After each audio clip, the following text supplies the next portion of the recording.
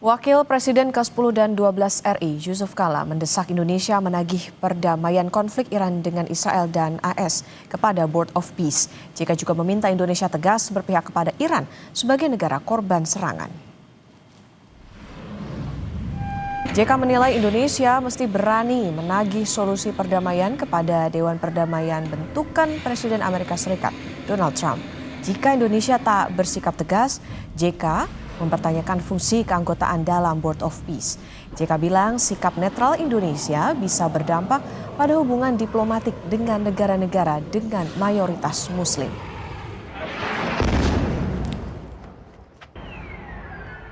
Indonesia anggota daripada Board of Peace untuk perdamaian di bawah Trump. Jadi harus ditagih atau dibuat Trump agar memanfaatkan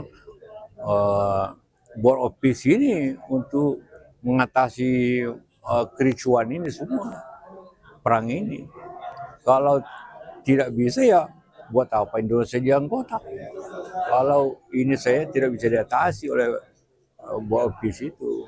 Kita harus ada keberpihakan sebagai negara yang diserang, negara yang teraniaya. Kalau tidak punya sikap kan kehilangan kita diplomasi kerjasama dengan negara-negara Asia, negara-negara Islam sebagai penduduk Islam terbesar.